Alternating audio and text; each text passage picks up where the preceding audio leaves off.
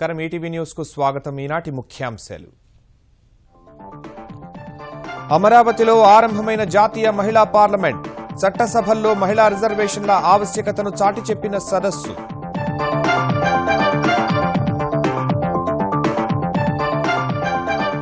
మహిళా రిజర్వేషన్ల కోసం కలిసి పోరాడదామన్న చంద్రబాబు, రాజ్యసభలో మెజారిటీ రాగానే బిల్లును ఆమోదిస్తామన్న వెంకయ్య.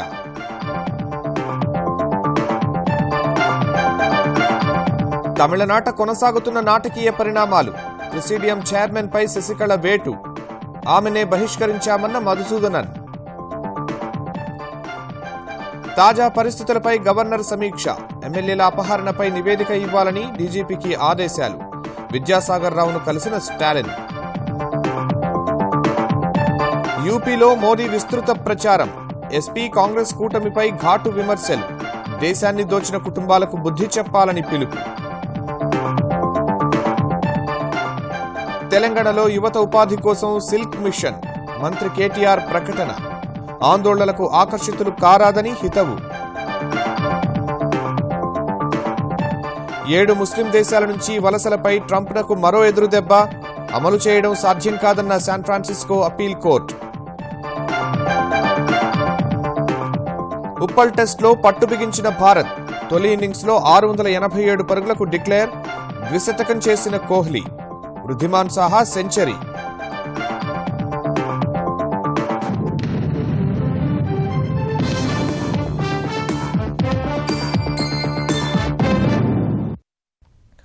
నవ్యాంధ్ర రాజధాని అమరావతిలో ప్రారంభమైన జాతీయ మహిళా పార్లమెంటు సదస్సు చట్టసభల్లో మహిళా రిజర్వేషన్ల ఆవశ్యకతను చాటింది. ఈ రిజర్వేషన్ల ఆవశ్యకతను నాయకులకు గుర్తు చేసింది. మహిళా సాధికారత, ఆర్థిక స్వావలంబన, లింగ వివక్ష లేని సమాజం కోసం కలిసికట్టుగా పాటుపడాల్సిన అవసరాన్ని పార్లమెంటు సదస్సు ఉద్ఘాటించింది. ఈ కార్యక్రమంలో పాల్గొన్న సీఎం చంద్రబాబు మహిళా రిజర్వేషన్ల ఆవశ్యకతను గుర్తు చేస్తే రాజ్యసభలో తగిన మెజారిటీ సాధించగానే ఈ బిల్లును ఆమోదిస్తామని కేంద్ర మంత్రి వెంకయ్యనాయుడు హామీ ఇచ్చారు. నవ్యాంధ్ర రాజధాని అమరావతిలో 3 రోజులు జరిగే జాతీయ మహిళా పార్లమెంటు ప్రారంభమైంది. దేశ విదేశాల నుంచి అనేక మంది మహిళా ప్రజా ప్రతినిధులు, వేర్వేరు రంగాల్లో విశేష కృషి చేసిన మహిళలు హాజరైన ఈ సదస్సును కేంద్ర మంత్రి వెంకయ్యనాయుడు, ముఖ్యమంత్రి చంద్రబాబు, బౌద్ధ మత గురువు దలైలామా ప్రారంభించారు. ఆ తర్వాత ప్రారంభోపన్యాసం చేసిన ఆంధ్రప్రదేశ్ స్పీకర్ కోడెల శివప్రసాదరావు మహిళా సాధికారత సాధించే దిశలో ఆలోచనలు పంచుకోవడం సహా నూతన విధానాలను రూపొందించాలనే లక్ష్యంతో సదస్సు నిర్వహిస్తున్నట్టు చెప్పారు. అనంతరం మాట్లాడిన చంద్రబాబు, చట్టసభలో మహిళలకు రిజర్వేషన్లు కల్పించే బిల్లు ఆమోదం పొందే దిశలో జాతీయ మహిళా పార్లమెంటు సదస్సు స్ఫూర్తినిస్తుందన్నారు. మహిళా మేధాశక్తిని సద్వినియోగం చేసుకుంటే దేశాభివృద్ధి లక్ష్యాలను నిర్దేశిత గడువునకు చాలా ముందే సాధించవచ్చని చంద్రబాబు చెప్పారు. ఇందుకు డ్వాక్రా గ్రూపులే ప్రత్యక్ష నిదర్శనమని వివరించిన చంద్రబాబు, 90 లక్షల మంది సభ్యులతో 36,000 కోట్ల రూపాయల మూలనిధితో దేశంలోనే శక్తిమంతంగా తయారైనట్టు వివరించారు. This parliament is going to give a new direction. I am requesting all of you, till we achieve 33% women reservations in the legislature, we have to fight for that. All of us have to join together for achieving this goal. During my tenure, I have done one thing, that is 33% reservations in all jobs. Even conductors of RTC bus, I reserved, police, everywhere. Even RTC drivers also I want to give for women. Reason is very clear. Any work women can do. That is what I want to prove. Ultimately, my aim is, for every family I am aiming to earn 10,000 rupees per month. I am confident through women groups I am going to achieve this. This will be another history. Chandrababu విజ్ఞప్తిపై సానుకూలంగా స్పందించిన కేంద్ర మంత్రి వెంకయ్య, రాజ్యసభలో ఎన్డీఏకు majority వచ్చిన వెంటనే మహిళా రిజర్వేషన్ల బిల్లును ఆమోదిస్తామని చెప్పారు. ఈ దిశలో ఏకాభిప్రాయ సాధనకు సహకరించాలని సదస్సుకు వచ్చిన మహిళలకు విజ్ఞప్తి చేశారు. The day is not far off that the Parliament of India will have to pass a law giving reservation for the woman in Parliament Assembly also. After arriving at a consensus, much delay has occurred. It is there in the mind of the Prime Minister also. I can assure you, if you are all able to provide the necessary moral support and broad consensus, and once I can assure you on behalf of my party, if once I get majority in Rajya Sabha, the women's reservation bill will be passed at the earliest. Empowerment is not political reservation alone. Political reservation alone is one part. Empowerment is economic empowerment. Empowerment is education. Empowerment is social advancement. Empowerment is ending inequalities. Empowerment is self-employment. Keeping all these things in mind, the respective state governments, the public company has to be created to bring pressure on the state governments and also at the central government to make not only adequate laws but also see that they are all implemented effectively. అనంతరం మాట్లాడిన Dalai Lama ప్రపంచంలో తల్లిని మించిన గొప్ప గురువు ఎవరూ లేరని, తల్లి నుంచి నేర్చుకున్న విషయాల్ని ఇప్పుడు ప్రజలకు చెబుతున్నట్లు వివరించారు. విద్యా స్వావలంబన దిశగా కృషి చేస్తే ఈ శతాబ్దం మహిళలదేనని వ్యాఖ్యానించారు. లింగ వివక్షను వదిలేసి మానవత్వం గురించి ఆలోచించాల్సిన సమయం ఆసన్నమైందని చెప్పారు. So now time come. We have to make every effort to promote human compassion, human love. In that respect, biologically, female have more sort of ability. Therefore, now, 21st century, women should take more active role regarding promotion of deeper human value. That's a human compassion, human love. మహిళా సదస్సుకు తరలివచ్చిన మహిళలతో పవిత్ర సంగమం ప్రాంతంలో కోలాహలం నెలకొంది. ఎటు చూసినా మహిళా ప్రజా ప్రతినిధులు, కళాశాల విద్యార్థినులే కనిపించారు. జాతీయ మహిళా పార్లమెంటుకు హాజరైన తెరాస ఎంపీ కవిత తన ప్రసంగంతో అందరినీ ఆకట్టుకున్నారు. జై తెలంగాణ, జై ఆంధ్రప్రదేశ్ అంటూ ప్రసంగాన్ని ప్రారంభించిన కవిత అమరావతి గొప్పదనాన్ని, గురజాడ వంటి సంఘ సంస్కర్తల ఖ్యాతిని ప్రస్తుతించారు. దేశం కోసం పోరాడటం, పరిపాలించడం, త్యాగాలు చేయటం మహిళలకు కొత్త కాదని, రాణి రుద్రమ, ఝాన్సీ లక్ష్మీబాయి వంటి మహిళలు ఇందుకు నిదర్శనమని తెలిపారు. ఇప్పుడు మహిళలపై జరుగుతున్న దాడులు, వివక్షకు వ్యతిరేకంగా పోరాడాలని, ప్రశ్నించే తత్వాన్ని అలవర్చుకోవాలని నేటితరం యువతులకు సూచించారు. అప్పుడే మహిళలు అత్యున్నత శిఖరాలకు ఎదగటం సాధ్యమవుతుందని కవిత స్పష్టం చేశారు.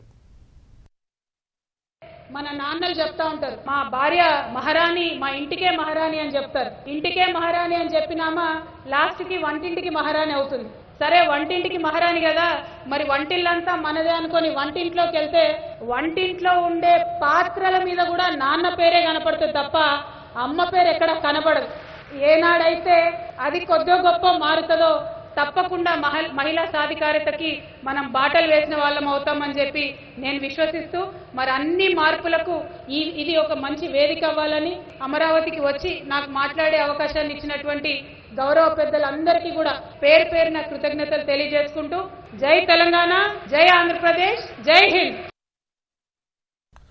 అవకాశాలను సద్వినియోగం చేసుకోవడం ద్వారా మహిళలు విజయం సాధిస్తారని పుదుచ్చేరి గవర్నర్ కిరణ్ బేది సూచించారు. అమరావతి మహిళా పార్లమెంటు సదస్సులో ప్రసంగించిన ఆమె ప్రతి ఏటా ఇలాంటి సదస్సులు నిర్వహిస్తే మహిళా లోకానికి మరింత ప్రయోజనం చేకూరుతుందన్నారు. Is in the hands of women's leadership if we decide to take it up. Friends, I urge you, I pray to you, I request you, I beseech you, if we truly love India, let us be a Swachh Bharat, which is mind, body, soul. Our homes, our lanes, our villages, our schools, our offices, wherever we are. And women can take the leadership. And this will save millions and millions of very treasured money and go back to rural development, into education. మహిళలు విద్యావంతులైనప్పుడే అభివృద్ధి సాధ్యమవుతుందని ప్రముఖ బాలీవుడ్ నటి మనీషా కొయిరాలా అభిప్రాయపడ్డారు. అమరావతిలో జరుగుతున్న జాతీయ మహిళా పార్లమెంటు సదస్సులో పాల్గొన్న ఆమె మహిళలు ధైర్యంగా సమస్యలను ఎదుర్కోవాలని సూచించారు. You know, there was a time when I was doing a lot of movies, I was at the top of my game.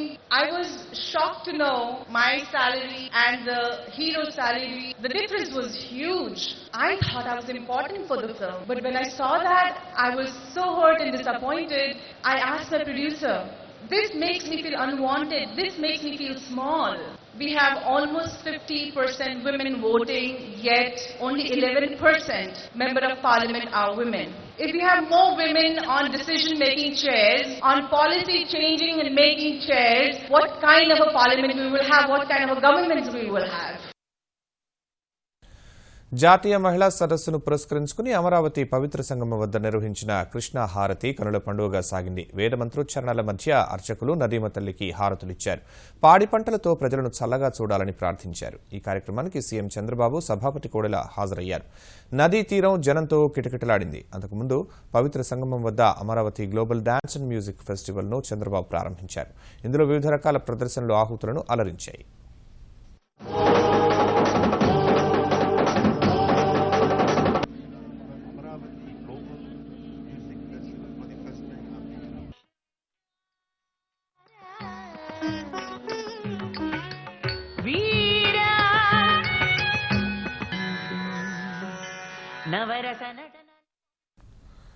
ప్రపంచంలో ఏ దేశంలో లేని మానవ వనరులు మన దేశంలో ఉన్నాయని వాటికి సరైన శిక్షణ ఇచ్చి నైపుణ్యాలను అభివృద్ధి చేయాల్సిన బాధ్యత ప్రభుత్వాలపై ఉంటుందని తెలంగాణ ఐటీ పరిశ్రమల శాఖ మంత్రి కేటీఆర్ స్పష్టం చేశారు.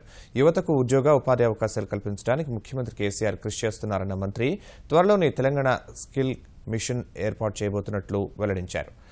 హైదరాబాద్ బేగంపేటలోని హరిత ప్లాజాలో Telangana Academy of Skill Knowledge TASK ఆధ్వర్యంలో జరిగిన లైఫ్ సైన్స్ స్కిల్ కౌన్సిల్కు హాజరైన ఆయన తెలంగాణలో అభివృద్ధి వికేంద్రీకరణ దిశలో జరుగుతోందని చెప్పారు. కొత్తగూడెంలో టాస్క్ కేంద్రం ఏర్పాటు చేస్తామని ప్రకటించారు. చాలా మంది పిల్లలు ఎవరైతే ఉద్యోగాల కోసం చూస్తా ఉన్నారో ప్రైవేట్ రంగంలో కానీ గవర్నమెంట్ లో కానీ వారందరికీ కూడా అపీల్ చేసేది, తెలంగాణ గవర్నమెంట్ ఈ రోజు తన ప్రయత్నాలతో తన శ్రమతో భారతదేశంలోనే ఒక ఫాస్టెస్ట్ గ్రోయింగ్ స్టేట్ గా ఉంది. చాలా రంగాల్లో we are considered as a progressive state in the entire country, especially on the industry sector, on business friendliness, ease of doing business. We are the number one state in the country. భవిష్యత్తు చాలా ఆశావహంగా ఉంది. మనం ఈ సందర్భంగా మనం ఏదైనా చేయకూడని పనులు చేసి ఆందోళనలకు దిగి అవసరం లేని కొంతమంది రెచ్చగొట్టి ఎవరైనా కార్యక్రమాలు చేస్తే వారికి మనం అండగా నిలబడితే దానివల్ల మన రాష్ట్రమే దెబ్బతింటుంది. మూడో విడత మిషన్ కాకతీయ పనులకు ఈ నెలాఖరులోగా ప్రతిపాదనలు పంపాలని, ఆ తర్వాత పంపితే పనులు మంజూరు చేసేది లేదని తెలంగాణ నీటిపారుదల శాఖ మంత్రి హరీష్ రావు స్పష్టం చేశారు. సచివాలయం నుంచి మిషన్ కాకతీయపై వీడియో కాన్ఫరెన్స్ నిర్వహించిన మంత్రి మార్చిలో వచ్చే ప్రతిపాదనలను 4వ విడతకు బదలాయిస్తామని తెలిపారు. ప్రతిపాదనలు పంపడంలో ఆలస్యం చేస్తున్నారని అసంతృప్తి వ్యక్తం చేసిన మంత్రి పూర్వపు మెదక్ జిల్లా ప్రతిపాదనల్లో ముందంజలో ఉందని అక్కడి ఇంజనీర్లు అధికారులను అభినందించారు. మొదటి విడత పనులను నెలాఖరులోగా, రెండో విడత కింద చేపట్టిన పనులను జూన్ చివరికల్లా పూర్తి చేయాలన్న హరీష్ అందుకు అనుగుణంగా ప్రణాళికలు రూపొందించాలని సూచించారు. మూడో విడత ప్రతిపాదనలు, టెండర్ ప్రక్రియ, మంజూరు, పనుల పురోగతిపై నోడల్ చీఫ్ ఇంజనీర్లు నిరంతరం సమీక్షించాలని, పనులు మంజూరైన వెంటనే టెండర్ ప్రక్రియ పూర్తి చేయాలని చెప్పారు. రాజ్భవన్కు చేరిన తమిళ రాజకీయ సంక్షోభంపై ఉత్కంఠ కొనసాగుతోంది. గవర్నర్ తీసుకునే నిర్ణయం కోసం ముఖ్యమంత్రి పన్నీర్ సెల్వం, అన్నాడీఎంకే ప్రధాన కార్యదర్శి శశికళ వర్గాలు ఆసక్తిగా ఎదురుచూస్తున్నాయి. ఇప్పటికే న్యాయ సూచనలు తీసుకున్న విద్యాసాగర్ రావు ప్రభుత్వ ఉన్నతాధికారులతో సమీక్ష నిర్వహించారు. అటు పన్నీర్ సెల్వంకు మద్దతిచ్చే వారి సంఖ్య పెరుగుతుండగా పార్టీ ప్రెసిడియం చైర్మన్ పదవి నుంచి శశికళ తనను తప్పించడంపై మండిపడిన మధుసూదనన్ తామే శశికళను పార్టీ నుంచి బహిష్కరిస్తున్నట్టు ప్రకటించారు. అన్నాడీఎంకే నూతన ప్రధాన కార్యదర్శిని కార్యకర్తలే నిర్ణయిస్తారని చెప్పారు. మరోవైపు ప్రతిపక్ష నేత స్టాలిన్ గవర్నర్ విద్యాసాగర్ రావును కలిసి తాజా పరిస్థితులపై చర్చించారు. రాష్ట్రంలో సంక్షోభం తలెత్తకుండా వెంటనే శాసనసభను సమావేశపరిచి బల పరీక్షకు ఆదేశించాలని కోరారు. తమిళనాడులో కొత్త ప్రభుత్వ ఏర్పాటుపై సందిగ్ధత కొనసాగుతోంది. గవర్నర్ విద్యాసాగర్ రావును నిన్ననే వేర్వేరుగా కలిసి ప్రభుత్వ ఏర్పాటుకు తమకే అవకాశం ఇవ్వాలని కోరిన ఆపద్ధర్మ ముఖ్యమంత్రి పన్నీర్ సెల్వం, అన్నాడీఎంకే ప్రధాన కార్యదర్శి శశికళ ఇప్పుడు ఆయన నిర్ణయం కోసం వేచి చూస్తున్నారు. పన్నీర్ సెల్వం, శశికళ సమర్పించిన మద్దతు లేఖలు, తాజా పరిణామాలు, ఇతర కీలక అంశాలు సహా శశికళ కేసుకు సంబంధించి ఇప్పటికే మద్రాసు హైకోర్టు న్యాయమూర్తుల సలహా తీసుకున్న గవర్నర్ విద్యాసాగర్ రావు ఇంకా తన నిర్ణయాన్ని వెలువరించాల్సి ఉంది. మరోవైపు రాష్ట్రంలో పరిస్థితులపై గవర్నర్ విద్యాసాగర్ రావు తమిళనాడు ప్రభుత్వ కార్యదర్శి Girija Vaidyanathan, DGP TK Rajendran, Chennai police commissioner S జార్జితో సమీక్ష నిర్వహించారు. ఈ సమీక్షలో తాజా రాజకీయ పరిస్థితులను గవర్నర్కు వివరించిన అధికారులు శాంతి భద్రతల విషయంలో తీసుకున్న జాగ్రత్తలను నివేదించారు. 45 నిమిషాలు జరిగిన సమీక్షలో ఉన్నతాధికారులకు కీలక సూచనలు చేసిన గవర్నర్ శశికళ వర్గీయులు శాసనసభ్యులను అపహరించారనే ఆరోపణలపై నివేదిక ఇవ్వాలని డీజీపీని ఆదేశించారు. మరోవైపు నిన్న పన్నీర్ వర్గానికి మద్దతు ప్రకటించిన అన్నాడీఎంకే ప్రెసిడియం చైర్మన్ మధుసూదన్ ను పార్టీ ప్రధాన కార్యదర్శి శశికళ పదవి నుంచి తప్పించి సెంకోటయ్యన్ను నియమించారు. ఈ నిర్ణయాన్ని ఖండించిన మధుసూదన్ ఏ ఒక్కరిని పదవి నుంచి తొలగించే హక్కు శశికళకు లేదంటూ ధ్వజమెత్తారు. తానే పదవి నుంచి తప్పుకుంటున్నట్టు చెప్పారు. అటు శాసనసభ్యులను రిసార్ట్లలో బంధించి మద్దతు లేఖలు తీసుకుంటున్నారనే ఆరోపణలను శశికళ వర్గానికి చెందిన 11 మంది ఎమ్మెల్యేలు ఖండించారు. మెజార్టీ ఎమ్మెల్యేలు శశికళతోనే ఉన్నారని అన్నాడీఎంకే అధికార ప్రతినిధి సిఆర్ సరస్వతి స్పష్టం చేశారు. పన్నీర్ సెల్వం వర్గం నుంచి తమకు బెదిరింపు కాల్స్ వస్తున్నాయని ఆమె ఆరోపించారు. ఫోన్ వస్తుంది, నా ఫోన్లన్నీ వాళ్ళ ఫోన్లన్నీ స్విచ్ ఆఫ్ చేశారు. నేను స్విచ్ ఆఫ్ అండి, నా ఫోన్ స్విచ్ ఆఫ్ అండి. ఎందుకు చేశారు మీ ఫోన్ స్విచ్ ఆఫ్? నేను రికార్డ్ ఉందండి, నాకు ఫోన్ చేసి థ్రెటన్ చేస్తున్నారు. నువ్వు పన్నీర్ సెల్వం అపోజిట్ మాట్లాడితే నీ డేంజర్ నీకు అని చెప్తున్నారు. కావాలంటే ఇక్కడ రాకపోతే నోరు మూసుకో. వాళ్ళు మాట్లాడి రికార్డ్ చేశాను. అన్నీ నా దగ్గర సాక్షిలు ఉన్నాయి, ఆ నంబర్స్ ఉన్నాయి. నాకు నా నంబర్ని వాట్సాప్లో ఒక 50,000 పీపుల్కి పంపించి ఎవ్రీ మినిట్ నాకు థ్రెటన్ చేయమని చెప్పారు. అన్ని రికార్డ్ పెట్టుకున్నానండి. ఇది వాళ్ళందరికీ చేస్తున్నారు. డెఫినెట్గా మా గవర్నమెంట్ వస్తుందండి. మా చిన్నమ్మ గారు సీఎంగా వస్తారు. డెఫినెట్లీ అమ్మ will be with us, God will be with us. మరోవైపు పన్నీర్ సెల్వం వర్గంలోకి మరో నాయకుడు వచ్చి చేరారు. ఇప్పటి వరకు శశికళ వర్గంలో ఉన్న అన్నాడీఎంకే నేత ఈ పొన్నుస్వామి సెల్వంకు మద్దతు తెలిపారు. పార్టీ ఎమ్మెల్యేలు కూడా అదే బాటలో నడిచి పన్నీర్ సెల్వంకు మద్దతు తెలపాలని ఆయన విజ్ఞప్తి చేశారు. దేశాన్ని ఉత్తరప్రదేశ్ను దోచేసిన కుటుంబాల పట్ల అప్రమత్తంగా ఉండాలని యూపీ ఓటర్లకు ప్రధాని నరేంద్ర మోదీ సూచించారు. బిజ్నౌర్లో ఎన్నికల ప్రచారం నిర్వహించిన మోదీ ప్రత్యర్థి కాంగ్రెస్ సమాజ్వాదీ పార్టీపై ఈ మేరకు తీవ్రస్థాయిలో ధ్వజమెత్తారు. కాంగ్రెస్ ఉపాధ్యక్షుడు రాహుల్ గాంధీని పిల్ల చేష్టలంటూ చురకలంటించారు. ఉత్తరప్రదేశ్లో ఒక కులాన్ని ఓటు బ్యాంకుగా చేసుకుని ఎన్నికల్లో విజయం సాధించిన సమాజ్వాదీ పార్టీ అగ్రనేతలు తమ కుటుంబానికి తప్ప మరెవ్వరికీ సేవ చేయడం లేదని ప్రధాని నరేంద్ర మోదీ విమర్శించారు. విజయ్ శంకనాథ్ ర్యాలీ పేరిట బిజ్నౌర్లో భాజపా నిర్వహించిన భారీ బహిరంగ సభలో పాల్గొన్న మోదీ సమాజ్వాదీ పార్టీలోని కుటుంబ స్వామ్యంపై తీవ్ర విమర్శలు గుప్పించారు. అఖిలేష్ పాలనలో శాంతి భద్రతల పరిస్థితి పూర్తిగా దిగజారిందన్న ప్రధాని ఉత్తరప్రదేశ్ భాజపా నేతలపై బురద చల్లేందుకు అఖిలేష్ యాదవ్ అధికార దుర్వినియోగానికి పాల్పడి తప్పుడు కేసులు బనాయించారని ఆరోపించారు. భాజపా అధికారంలోకి వస్తే అలాంటి కేసులు మోపిన వారిపై దర్యాప్తు చేయిస్తామని చెప్పారు. సమాజ్వాదీ కాంగ్రెస్ పొత్తుపై మండిపడ్డారు. अखिलेश जी के संबंध में तो ऐसा लगता था कि पढ़ा लिखा नौजवान है, सीखने का प्रयास कर रहा है. दूसरी तरफ कांग्रेस के एक ऐसे नेता जिनकी बचकाना हरकतें अगर आप कंप्यूटर पर जाएं और गूगल में देखें, शायद किसी राजनेता पर इतने चुटकुले नहीं होंगे जिनके कांग्रेस के नेता पर है. उनका बोलचाल का ढंग, ये सब, और वो ऐसी ऐसी हरकतें करते थे कि कांग्रेस के भी वरिष्ठ नेता उनसे 10 फुट दूर रहना पसंद करते थे. जिस नेता से कांग्रेस के बड़े बड़े लोग भी किनारा करते थे, अखिलेश जी आपने उसको गले लगा लिया. और तब जाकर के मुझे अखिलेश जी की समझदारी पर शक होने लगा है. कोई बड़ी सी बड़ी गलती कर सकता है, लेकिन ऐसी गलती नहीं कर सकता है. ఉత్తరప్రదేశ్ అభివృద్ధి కోసం సమాజ్వాదీ పార్టీ కాంగ్రెస్ కూటమిని పారదోలాల్సిన అవసరం ఉందని ప్రధాని ఉద్ఘాటించారు. एक कुनबा जिसने 70 साल में देश को तबाह कर दिया, दूसरा कुनबा जिसने बारी बारी से आकर के उत्तर प्रदेश को तबाह कर दिया. तबाह करने वाले 2 कुनबे अलग अलग थे. जब 2 कुनबे अलग अलग थे तो भी इतना नुकसान कर पाए. ये 2 कुनबे इकट्ठे हो गए हैं तो कुछ भी बचेगा क्या? और इसलिए भाइयों बहनों, उत्तर प्रदेश को बचाना है तो सबसे पहले इस 2 कुनबे जो मिलकर के आए हैं उन कुनबे से निकालने की जरूरत है. భాజపా అధికారంలోకి వస్తే చిన్న రైతులకు రుణమాఫీ చేయిస్తామని ప్రకటించిన మోదీ యూపీ అభివృద్ధికి భాజపా నిర్దేశించుకున్న ప్రణాళికల్ని వివరించారు. రైతుల సంక్షేమం కోసం చౌదరి చరణ్ సింగ్ పేరిట ప్రతి జిల్లాకు ప్రత్యేక నిధి ఏర్పాటు చేస్తామన్నారు. అంతులేని అవినీతితో దేవభూమి ఉత్తరాఖండ్ ప్రతిష్టను కాంగ్రెస్ మసకబార్చిందని ప్రధాని నరేంద్ర మోదీ ఆరోపించారు. కాంగ్రెస్ ప్రభుత్వాన్ని సాగనంపి అటల్ బిహారీ వాజ్పేయి దార్శనికతకు అనుగుణంగా పనిచేసే భాజపా సర్కారును ఎన్నుకోవాలని అక్కడి ఓటర్లకు పిలుపునిచ్చారు.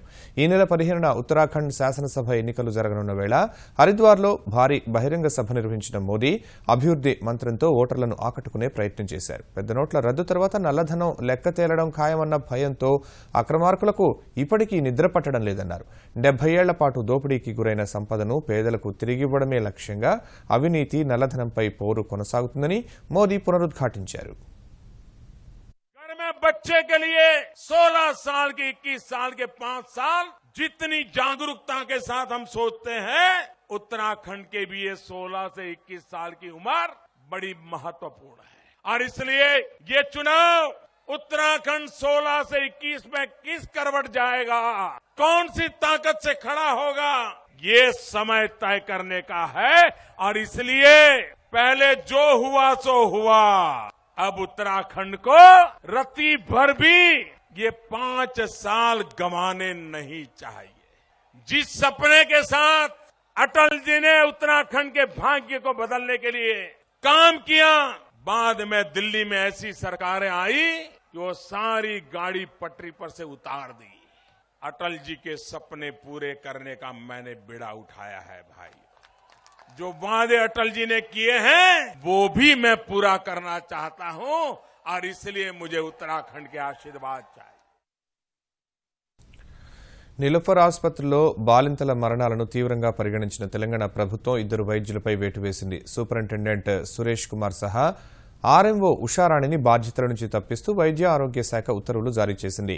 హైదరాబాద్ కలెక్టర్ రాహుల్ బొజ్జా ఇచ్చిన విచారణ నివేదిక ఆధారంగా ప్రాథమికంగా ఇరువురు నిర్లక్ష్యం వహించినట్టు గుర్తించిన ప్రభుత్వం వారిని తప్పించి వైద్య విద్యా సంచాలకులకు సరెండర్ చేసింది. సుల్తాన్ బజార్ ప్రసూతి దవాఖానా సూపరింటెండెంట్ శైలజను నీలోఫర్ ఆసుపత్రి సూపరింటెండెంట్గా నియమించింది.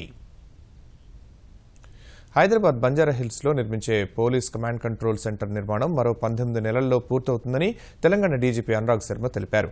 ఈ మేరకు గుత్తేదారు సంస్థ అంగీకారం తెలిపిందన్న ఆయన 350 కోట్ల రూపాయల వ్యయంతో నిర్మించే ఈ కేంద్రానికి భూమి పూజ చేశారు. 20 అంతస్తుల్లో 4 టవర్లుగా నిర్మిస్తున్న కమాండ్ కంట్రోల్ సెంటర్ను తెలంగాణలోని అన్ని శాఖలు ఉపయోగించుకునే విధంగా నిర్మిస్తున్నట్టు చెప్పారు. అగ్రరాజ్యంలోకి శరణార్థులు 7 ముస్లిం దేశాల పౌరుల రాకపై నిషేధం వ్యవహారంలో అమెరికా అధ్యక్షుడు డొనాల్డ్ ట్రంప్కు మరో గట్టి ఎదురుదెబ్బ తగిలింది.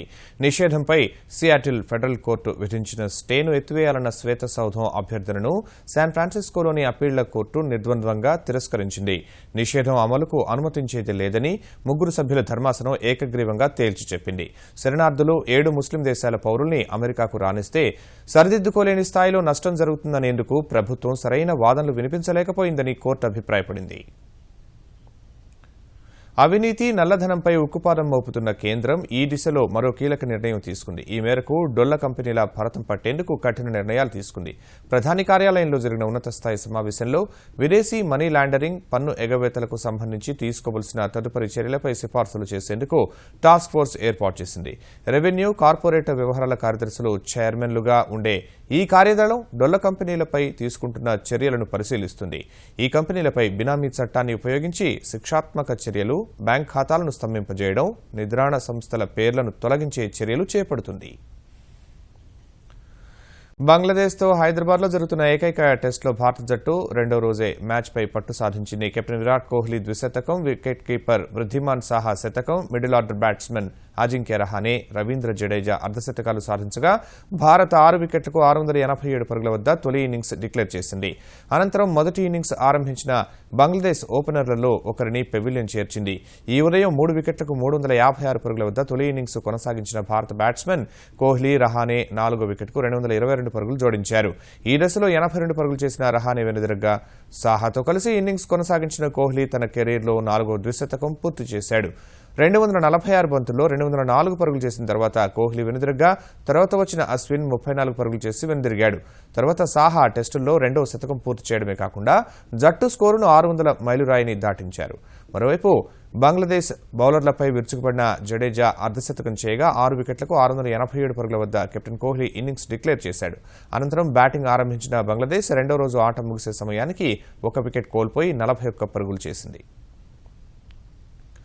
హైదరాబాద్ టెస్టులో భారత జట్టు కెప్టెన్ విరాట్ కోహ్లీ అరుదైన రికార్డు సాధించాడు. బంగ్లాదేశ్తో జరుగుతున్న ఏకైక టెస్టులో ద్విశతకం చేసిన కోహ్లీ వరుసగా 4 సిరీస్లలో ద్విశతకాలు చేసిన తొలి బ్యాట్స్మెన్ గా చరిత్ర సృష్టించాడు. వెస్టిండీస్తో ఆ దేశంలో జరిగిన సిరీస్లోనే మొదటి ద్విశతకం చేసిన కోహ్లీ తర్వాత న్యూజిలాండ్, ఇంగ్లాండ్లతో స్వదేశంలో జరిగిన సిరీస్లో కూడా డబుల్ సెంచరీలు చేశాడు. ఇప్పుడు బంగ్లాదేశ్తో జరుగుతున్న మ్యాచ్లో ద్విశతకం సాధించడం ద్వారా కోహ్లీ అరుదైన ఘనత అందుకున్నాడు. ఈటీవీ న్యూస్ సమాప్తం. నమస్కారం.